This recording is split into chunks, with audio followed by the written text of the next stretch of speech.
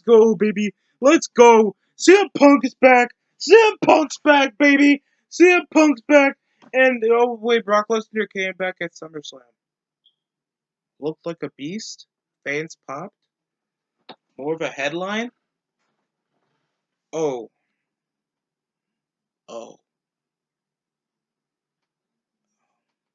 Well, they have their biggest push on Big E going in kickoff, and of course he squashes over Corbin.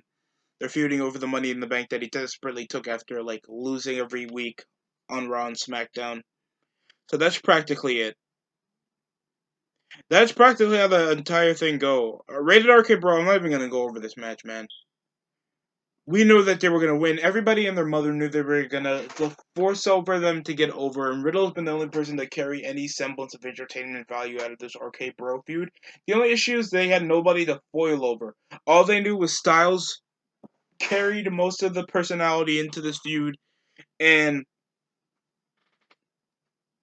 Riddle ripped off a couple moves from Orton. Average back and forth, pretty decent hot tag off Orton coming back because he came back to the last episode of Raw. And RK Bro won. Alexa Bliss faced off against Eva Marie. This was a bathroom break match. This match was such a bathroom break. There was no incentivized story in all of this except I'm creepy and Eva's me. It's like incentivizing like either that she's the monster heel or that she had the heat. Bro, I don't know what's going on. Alexa, bro, she better like lose this entire character. Go back to the goddess gimmick. Go back to your good acting because now Bray's out of the picture. Like this better incentivize that she better not do this crap again, cause she's just so agonizing to watch on TV. But Alexa did beat Eva Marie, and it accounted as a loss, I guess, for Doudrop. Doudrop, I think, went against Eva, and that's it. Sheamus had a dragged, bro. I tried to rewatch the entire pay per view. I was busy at work. Yeah, I have a life. But just knowing, like, now, just understanding, like, why I make that video, Damian Priest, he's just so dull, man. He does moves that make it never feel like his own. He has no charisma. He's 40. He's like about 40. With a 40-year-old man, at least Sheamus I knew has a tenure in the WWE. Damian Priest is supposedly the call up. Big difference here, and they're about nearly the exact same age. And Sheamus is in better shape. There was like a top rope heel kick. They kept dragging over thigh slaps all over the match. We knew that Priest was going to win with his rip-off Crossroads. His dull ass, he won. I don't care. I knew they were about to force over Sheamus to drop over the title, or else I'll be feuding with the other bland baby faces in the roster. And people's asking, oh, what happens with the draft? I don't want to see another draft. I really don't. Everybody's whining over what's really the atmosphere change? I've been talking about this for over a year. Get rid of the draft. Get rid of the brand split. Incentivize your show better. Get guys that you really need on television to cultivate more of an interesting show. And maybe force over most of the other guys that don't have enough TV time. Put them on C shows. Let them deserve that TV time. Put them on developmental. Let them deserve to be on TV more. Let them collect what they're missing. Because if they're just good wrestlers and they're not taking any reaction from the fans, they're not over. And guess what? You release them. That's why over hundreds of guys got released. I know some guys like Bray Wyatt and Braun Strowman were an exception because back then they used to, at least in a period of time, they used to be a reason to watch the show. A tiny bit of a period of time. Bray used to be interesting and Braun used to be entertaining. And now they're gone. I found somewhat, in my opinion, that Bray, even though people like you call him fat, like bro, there's been You can make characters out of people with shitty builds. Look at Mick Foley. But you can do that, but at least Bray was more like patient, creative wise, had a bit more of a talking ability. But they just wasted up. But you can just check my video to see what my opinion on that, man. We had the Mysterios. It was a pretty alright match. The build was so shit though. Every goddamn time. Oh, one half of them got a feud because we got to remember they're wrestling each other. So that means, what the fuck is the rest of your tag team division? What are Rude and Ziggler doing? What are the Street Profits? Why are the Street Profits still feuding with Otis and Gable? What's the incentivizes there? They're both heels and baby faces. That's it. That's the whole thing. That's the whole shtick. Somehow, oh, you got Otis mad. It's not my fault. What's gonna happen to you? That's the whole feud. You didn't mess up the workout. You're not making fun of Otis because you can't fat shame anyone in WWE. Of course, John. God, you can't fat shame. But look at Rick Boogs dancing. I'm dancing. Oh God. Double super kick and an Uso splash for the win. Dominic was, I think, the weakest part of the match because he just can't work in that type of fast-paced style. Because it's the same issue you can have with any other big guy that can do lucha libre. He's too tall, but he looks too weak. He got no physique, and he's just doing top rope Harkan Rana moves where it looks like he just needs the wrestler to assist him, and it's just looking mad awkward. No disrespect to Dominic, I like and I love Rey Mysterio, but bro, this is why you're never gonna get pushed over to the main event scene unless we have to force over another main eventer in your throat. And this is just why Dominic's just not getting over. The guy needs to act. The guy needs better, he needs better everything. Like, I don't want to see the Mysterios get forced over the tag team division again. I think Clash of Champions is going to be next. Next up, we have Bianca Belair versus Sasha. Becky Lynch is back. Out of all the people, bruh, out of all the people, I fucking hate everybody in the Four Horsewomen and their mothers. It's like, no, they have done nothing to benefit the business. They have done nothing to grow the female demographic or any new viewers. And every time they're just overly dick sucked because people only reference the women because when most people were watching, it was with most of their clothes off.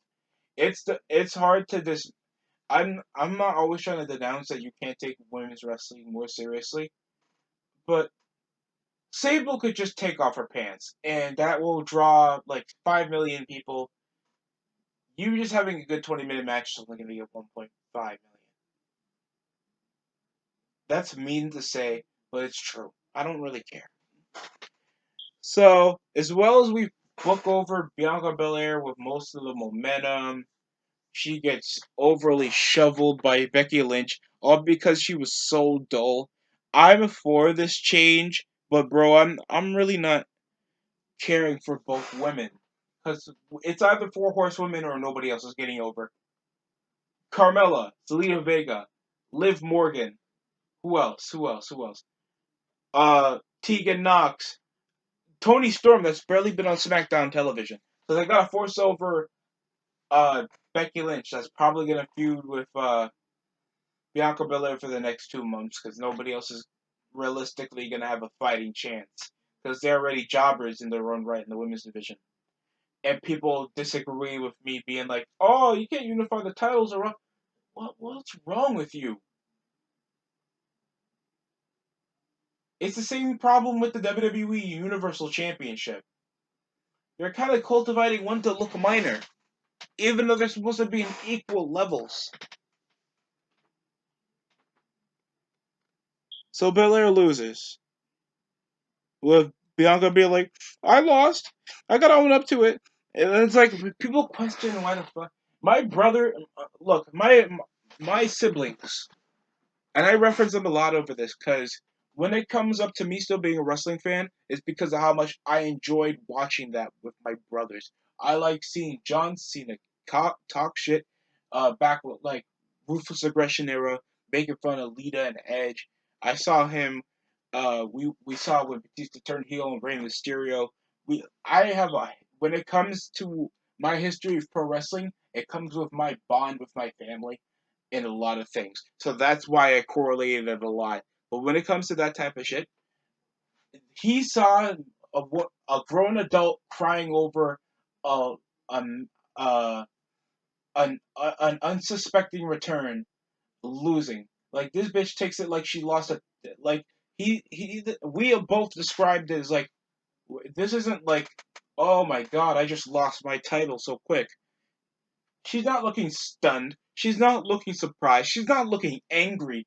She's looking like she just lost a fucking beauty pageant. These are grown women. And then we got Drew McIntyre versus Jinder Mahal. Why am I sounding like Arnold Schwarzenegger? Gotta check on my accent real quick. And McIntyre went straight for the Claymore. Jinder just immediately just crawled out so awkwardly. There was a couple belly to belly suplex. Literally, the whole feud is Jinder looking like a complete schmuck. The guy looks like an instant loser. So it's either you want everybody to act like a chicken shit heel, even though Jinder's built nearly as good as Drew. This is the same guy who beat Orton, so you don't even force him over to any legitimacy when two former world champions are feuding with each other, and he's still going the chicken shit heel route. There's no legitimacy over the last couple weeks with the McIntyre and Jinder feud, or why they're even feuding. So the story is just you remember them as 3MB. They're not going to reference it, but you are, and that correlates to their relationship and what happened back at Money in the Bank. That's their feud. Jinder never gave a reason why he needed to steal his sword, why he needed to screw him over the Money in the Bank, and there was no drama out of most of it because Jinder, for the last 4 weeks, been looking like a complete fucking jobber. So, so that comes into him just looking like a pussy, losing like a pussy, and always fighting like a pussy. And the sustain of any person getting heat out of that is negatory. Wrestling itself don't know how to produce heels. I'm not even going for WWE at this point. Look at AEW. You look at Impact. Everybody in the source of the vocal minority of fans, everybody's over, so that incentivizes nobody can conduct heat. Thanks, most of the other hardcore fans are just going to show that they're all into it, and that's going to make sure that like no other casual audience are going to be like, "Why are you guys laughing at a guy beating up his child? Why?" Awkward. It's mad awkward. And then we had Charlotte, Rhea, Nikki Ash, Cheeks. Oh, I'm sorry, Nikki Ashit, and it was just moonsault, moonsault. Of course, we saw a top rope moonsault of Charlotte and a corkscrew moonsault from Charlotte. Ripley moved out of it. There was a riptide. Like the whole feud sucks ass. I hope Nikki Ash gets done scrapped given the Repo Man gimmick. She came off the top rope and gave her top body that's never over. Like never gets a reaction out of most of her moves. And that's bad itself because you're supposedly the forceful underdog. I say forceful because there's no such thing as a good underdog anymore in WWE. You can quote me on that. When was there underdog you can get behind that wasn't obviously getting pushed? Daniel Bryan, obviously getting pushed. Kofi Kingston, obviously getting pushed.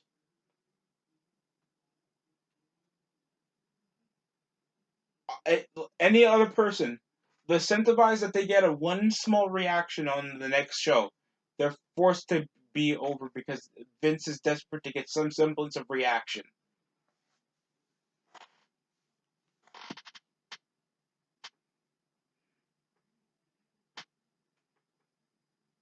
But Charlotte comes and wins the women's title.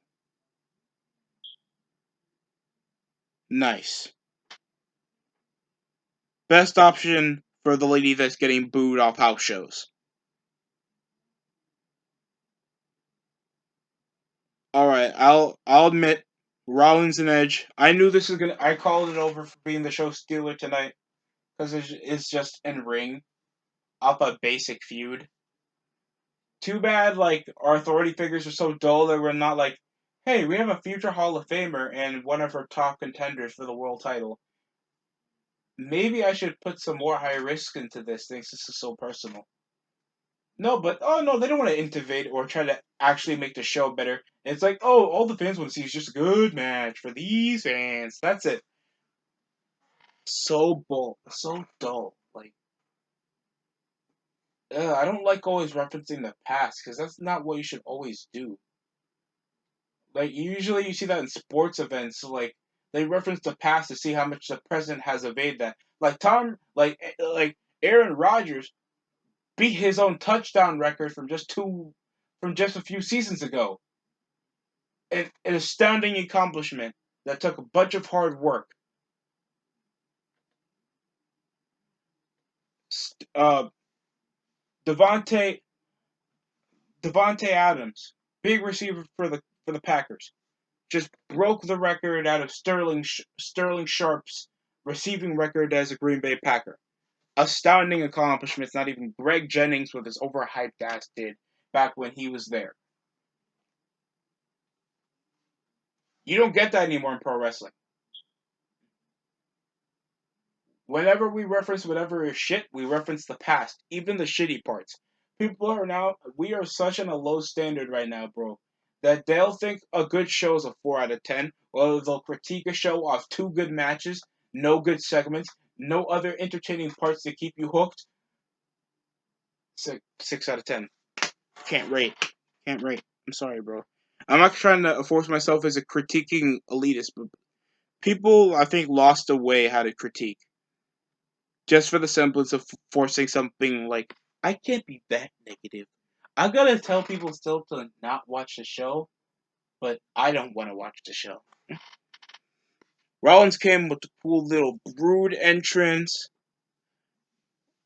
with the fire last time because they're PG, so they can't use blood. They had to use fucking oil.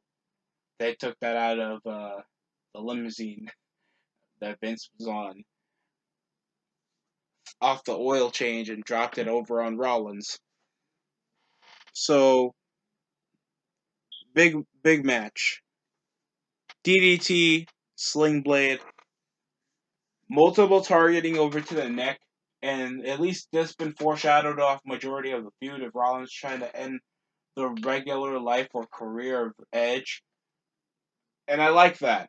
I like how Rollins is at least sounding like he wants to like make sure that this man has a horrible life. You know, what heels should be doing is making sure that they're always a piece of shit. Edge countered off the top rope with a superplex into a freaking Falcon Arrow. Bro, there was a lot of valid spots in this match, I'm not gonna lie. Edge did win. Decent targeting, average story, good match. Called it over, that's about it. Edge looked like a star. Tough, he's still not world champion. This was like the right type of Edge that you can play out of. And people's excuses, you can't make a good show out of PG. You can. You just need to try. Don't fucking half-ass it like WWE. They're just like EA Sports. Every year it's the same shit. We just have new people to fire. Lashley and Goldberg. And this match was pretty okay. Lashley looked dominant. It was just dragged over. They used the power spots when they had to. Clothesline, reversal by clothesline, a lot of targeting the leg, tossing over to the ring post, taking out the leg, spearing the leg. Goldberg always gets a short comeback, but Lashley always comes back. And then after they had to, you know, cancel off the match off ref stoppage because Goldberg wasn't able to go, Lashley came up looking like a complete dick. destroying the pride of Goldberg. Then when Goldberg's kid came to help, he got hurt locked. So obviously Gold and the commentary sounded as dull as ever, not being like, "Oh, this despicable human being! Lashley just won over a man's child, hitting him with a move that knocks out regular WWE superstars. This is on a kid. Are you kidding?" They're not doing that. They're not selling the factor that Lashley did something inhumane. Jim Ross used to sell that to a Teague, that this is something that not a regular human being should be doing to people. Maybe you should do the same thing for your world champion, supposed to be a monster heel. I'm just saying, that's not even taking it serious. That's just selling a person just to see him get his ass kicked. Then we had a good match with Roman Reigns and John Cena. I do hate the direction of all I need is a 1, 2, 3, and I'm 17-time world champion. Did that kid have cancer? Come here. I'm sorry. That's so dark, but Jesus Christ. Like every time, it's Schoolboy. Counter off of Schoolboy. Schoolboy. He's not even going for his finishing move to just make sure it's more efficient. Or he's going for the STF. I mean, the STF would drag because we know that both men are not going to tap out. They're only winning off pinfall, and you know it.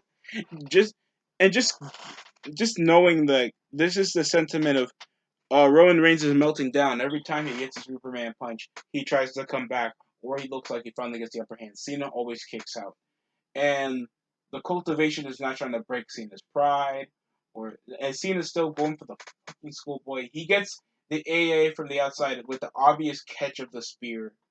Like I think some parts of it was mad predictable. Roman Reigns wins up 2 Superman punches and a spear. Good match. I felt like they dragged over spots that they shouldn't have to. And after Roman Reigns looking dominant, no Uso interference, with winning clean, by the way. Yet you needed outside interference when you needed Cesaro, Kevin Owens, like an Edge. Like keep your priorities straight. Like I understand it would look legit if you beat Cena clean, but could have done the same thing with Edge and probably Cesaro. Probably not Ray, because I understand that was a personal feud, but just saying. Brock Lesnar came around looking like a friggin' butcher that bench pressed the bulls he has to cut, and fucking just he looks scary, man. Brock, I understand he looked scary before, but it looks like he left him out on vacation a lot too long, and Brock had too much time on his hand. Like he just had, okay, so for the next couple months, all I'm gonna be doing is being a butcher, lifting mooses and fucking Sable for the next 7 months. Then I'm coming for the Universal title. Like Jesus Christ. The coolest part is they could have been selling this. Brock needs to find something, like find himself or something, or big comeback for Brock Lesnar losing the WWE Championship. You know, something to actually hype over, but major surprise. Cool to see Lesnar, even though most people were calling it out anyway. Thought this was better. The fans loved it. And I already call this already better than you know, CM Punk. That looked like he never was in the gym since the UFC. Saw how skinny his goddamn arms looked. It's so funny. But yeah, that's the SummerSlam review. Coming out of most of it, some parts you can watch, some parts you don't want to rewatch. That's the most I can say. I was saying this is a better SummerSlam than the year before, a bit, if I can remember so much. But there's like 10 matches. And back in the Thunderdome days where you had like 6 matches and they were all work rate, I'd rather watch 10, where some could be short and some could be long. I'm fine with 7 or 8 matches on a pay per view card. I think that's fair enough. You better leave seven matches on C pay per views. You can have 8 to 9 on a SummerSlam or a WrestleMania, but like condense your format. Especially for your weekly shows, they need to condense their fucking formats. they don't know how to make matches feel congestible anymore, and that's WWE's problem. But we'll see how that is with the Raw review. That will obviously be late because a guy has to, pay bills. But that's it coming from me. Thanks for watching. That's it.